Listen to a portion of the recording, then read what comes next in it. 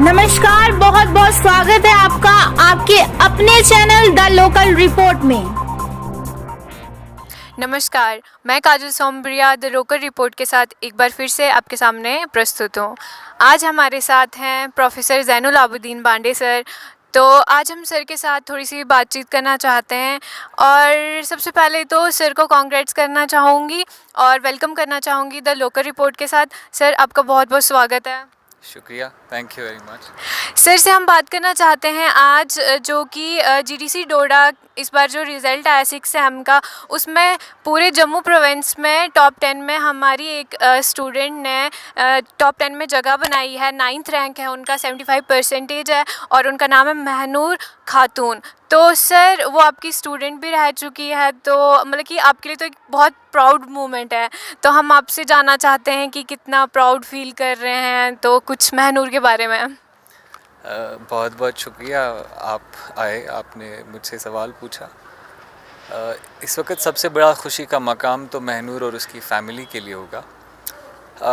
आपका मैंने शुक्रिया इसलिए अदा किया कि आपने इस चीज़ को हाईलाइट किया और ये हमारा लोकल मीडिया जो ग्रो कर रहा है और ये सारी चीज़ें जो है मंज़र आम पर आ रही हैं। इससे पहले भी हमारे स्टूडेंट्स थे जो काफ़ी कामयाबियाँ अचीव कर चुके थे, लेकिन उनकी अचीवमेंट्स हमारी सोसाइटी के सामने आई नहीं।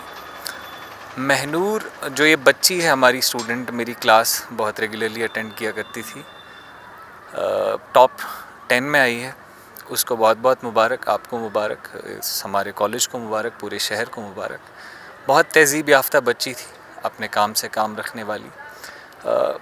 ये इसलिए अचीव कर पाई ये पोजीशन, इसकी कुछ वजूहात होती हैं। वो वजूहात इंसान के लाइफस्टाइल में होती हैं। आज जो नौजवान बच्चे होते हैं वो अपनी आधी से ज़्यादा सलाहियतें इस चीज़ में लगा लेते हैं कि जो ऐब और गलतियां वो करते हैं उनको ठीक कैसे करें।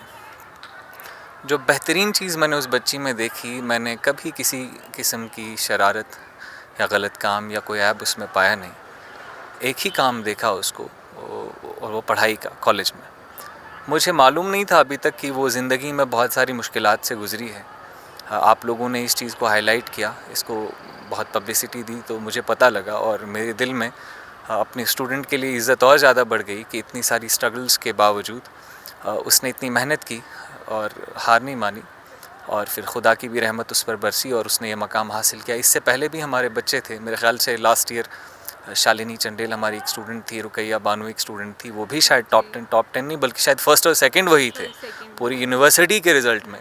फर्स्ट भी हमारी स्टूडेंट थी, सेकंड भी हमारी स्टूडेंट थी, और उससे ज़्यादा मुझे इस चीज़ की खुशी है कि सारी के सारे स्टूडेंट्स जो हैं वो बच्चियाँ हैं। तो हमारे बच्चों को भी समझना चाहिए, सोचना चाहिए कि वो कहाँ पीछे रह रहे हैं। ये नहीं है कि लड़कों और लड़कियों में कोई कंपटीशन है। कंपटीशन हेल्दी हो तो बहुत अच्छी बात है, वो बुग्ज़ और कीना और इनाद की शक्ल ले ले तो बहुत ख़राब बात है। तो मुझे बड़ी खुशी है। खुशी उतनी ही है जितनी एक किसान को जब उसकी बेहतरीन खेती निकलती है, उसको देखकर, उसको हार्वेस्ट करके उसको खुशी मिलती है, उतनी खुशी हमें होती है। और इसलिए खुशी होती है कि हमारा इलाका बहुत पीछे रह चुका है। शायद पैसे के एतबार से तो पीछे नहीं रहा है, लेकिन शऊरी, इल्मी और ज़हनी एतबार से बहुत पीछे रह चुका है। और ये जो बच्चे हैं ये रोशनी की तरह है, और मुझे ऐसा महसूस होता है कि आने वाले वक्त में इस इलाके को रोशनी बख्शने वाली ये वो चिराग हैं। तो इसलिए बड़ी खुशी है। और गुज़िश्ता चंद सालों में जब से मैं डोडा कॉलेज में काम कर रहा हूँ, मेरे लिए इसलिए भी खुशी का मकाम है कि आज ये वो वक्त है कि हमारे स्टूडेंट्स डायरेक्टली ग्रेजुएशन के बाद डोडा कॉलेज से निकलकर जेएनयू जैसी यूनिवर्सिटी के एंट्रेंस क्रैक कर रहे हैं और डायरेक्टली वहाँ पहुँच रहे हैं। मेरे साथ बहुत सारे स्टूडेंट्स हैं जो मेरे कांटेक्ट में अभी भी हैं। इस चीज़ की भी खुशी होती है कि वो हमें भूले नहीं, आज भी फ़ोन करते हैं, मैसेजेस करते हैं, पूछते हैं, गाइडलाइन मांगते हैं अपने करियर के रिलेटेड, कुछ चूज़ करना होता है उससे रिलेटेड। अलीगढ़ मुस्लिम यूनिवर्सिटी से, जवाहरलाल नेहरू यूनिवर्सिटी से, हमारी जम्मू यूनिवर्सिटी से, central university Jammu, central university Kashmir. So मुझे बड़ी खुशी होती है। बहुत मसरत का मकाम है हमारे लिए, हमारे कॉलेज के लिए। मेरी तरह सारे हमारे कॉलेज के फैकल्टी मेंबर्स जितने हैं वो भी इस चीज़ से बहुत मुतमईन हैं, बहुत खुश हैं। तो मेरे ख्याल से इतना काफ़ी। और महनूर, जहाँ तक महनूर को मैं जानती हूँ तो तकरीबन 1 साल पहले उनके जो फादर थे उनकी डेथ हो गई थी। तो उस पॉइंट पे महनूर ने ये डिसाइड किया था कि वो रेगुलर पढ़ना बंद कर देगी और प्राइवेट पढ़ेगी, या मे बी वो भी ना हो पाता। तो उस टाइम पे कुछ टीचर्स वगैरह ने उसकी हेल्प की थी, कुछ उसके फ्रेंड्स ने डोनेशन दी उसे, जिसकी वजह से वो एडमिशन ले पाई और आगे कंटिन्यू किया। तो उस हिसाब से उसने काफ़ी मेहनत की है, बहुत कुछ फेस किया है जहाँ तक हम भी जानते हैं, और एक वुमेन एम्पावरमेंट की फिर से एक एग्जाम्पल आ गई। तो उसी तरह मतलब कि जैसे जैसे उसका स्ट्रगल रहा है, आप उसको लेके क्या मैसेज देना चाहते हैं बाकी स्टूडेंट्स को? क्या मतलब कि कुछ आप बताना चाहते हैं उनको, अपने टिप्स? अब आपने अचानक से सवाल पूछा। मैंने आपको पहले भी कहा, मुझे मालूम नहीं था कि वो इन मुश्किलात से गुज़री है बच्ची।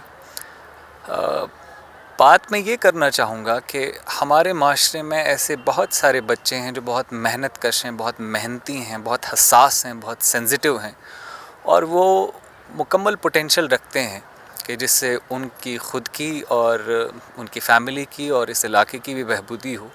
लेकिन फ़ाइनेंशियल रिसोर्सेज़ की तंगी की वजह से, इन परेशानियों की वजह से वो आगे नहीं आ पाते।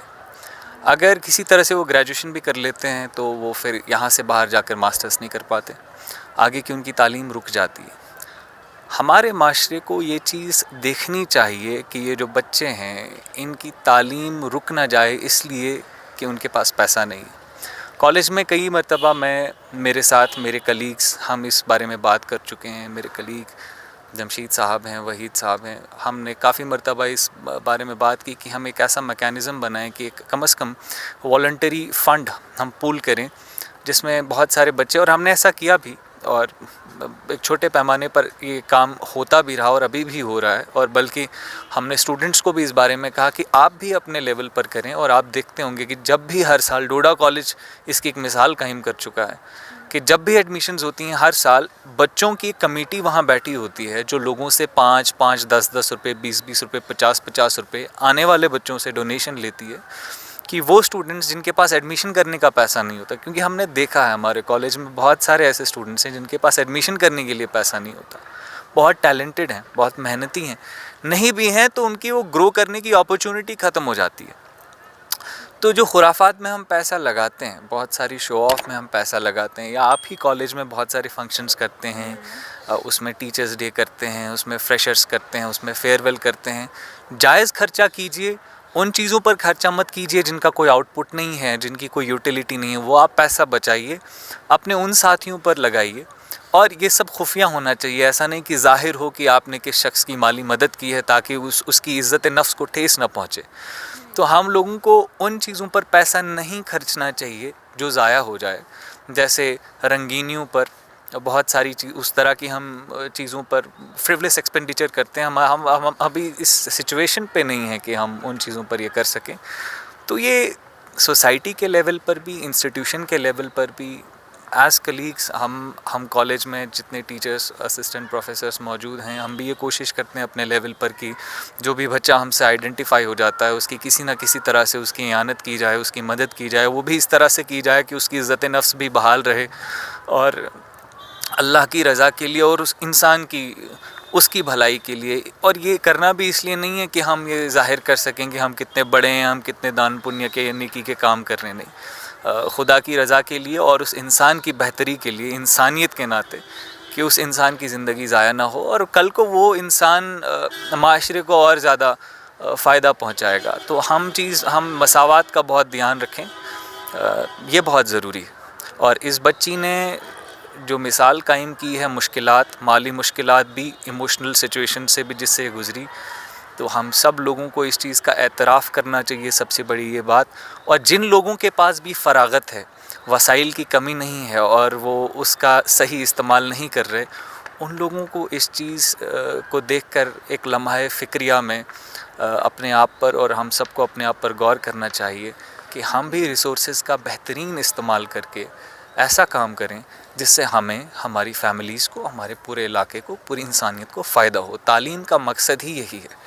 इल्म का मकसद क्या है? आप ऐसी ज़िंदगी जिएं जिससे आपकी ज़िंदगी में अब वो नफ़ा बख्श आपके लिए भी हो और बाकी इंसानियत के लिए भी नफ़ा बख्श हो।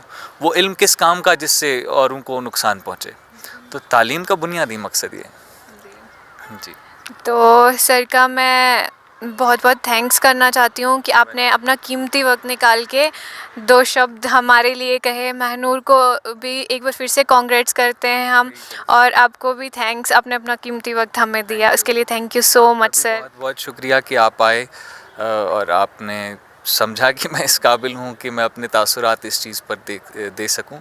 हाँ, एक बहुत इम्पॉर्टेंट, सबसे इम्पॉर्टेंट बात जो मैं कहना चाहता हूँ वो अब है कि हमारी सोसाइटी का जो लॉ है वो बहुत ख़राब है। वो लॉ ये है कि हम कामयाब इंसान को सलाम करते हैं, जो हार चुका होता है हम उसको बहुत डिप्रेस कर देते हैं। इंसानियत का तकाज़ा ये है कि जो मज़लूम है, जो गिरा हुआ है, जो हारा हुआ है, जो थका हुआ है, हम उसका हाथ थामें। हम हमेशा चढ़ते सूरज को सलाम करते हैं। कोई ऑफिसर बन गया, कोई टॉपर आ गया, हम उसकी वाहवाही, उसकी तारीफ़ों में फेसबुक पोस्ट से लेकर, मीडिया से लेकर, आप सब लोग चलाते हैं इसको।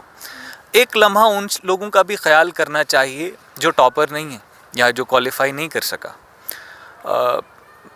ताकतवर के साथ सब होते हैं, मजलूम के साथ कोई नहीं होता। एक इंसान के किरदार का फ़ैसला ये चीज़, ये पैमाना करता है कि आप मजलूम के साथ भी वही इखलाक और रवादारी रखते हैं क्या कि जो एक ताकतवर और वुसअत और मालो मता रखने वाले शख्स के साथ रखते हैं। तो हमारी सोसाइटी में failure is a taboo. Failure is not a taboo, it's the greatest teacher in life. और हार कर इंसान, हारने वाले को ही जीत का असल मायने पता होते हैं, जीतने वाले को हार की असल वैल्यू पता नहीं होती। जो हार जाता है उसको जीत की असल वैल्यू पता होती है। तो जो लोग रह जाते हैं ना, आप उनके साथ अखलाक, आप उनका ज़्यादा ध्यान रखिए बजाय उनके कि जो चढ़ चुके हैं, क्योंकि वो अब चढ़ चुके हैं, वो अपना ख्याल खुद रख सकते हैं। जिनको ख्याल की ज़रूरत है उनका ख्याल रखें और माशरे में हम ये उसूल, ये तरतीब बदल दें कि जो गिर चुका है वो किसी काम का नहीं है, वो डेडवुड की कैटेगरी में हमको ना डालें, उनको भी बराबर इंसानी इज़्ज़त दें और बल्कि उनका ज़्यादा ख्याल रखें ताकि वो भी बराबरी में आ सकें। शुक्रिया। ओके, इसी के साथ आज इतना ही। आई होप आप सभी लोगों को ये प्रेरणा मिली हो कि एक अगर लड़की इतना कुछ फेस करके इस हाइट तक, इस एक पीक तक पहुंच सकती है, तो आप भी अपनी लाइफ में कुछ ना कुछ कर सकते हैं। इसी के साथ नमस्ते। Subscribe the local report and press the bell icon. You will get all new notification.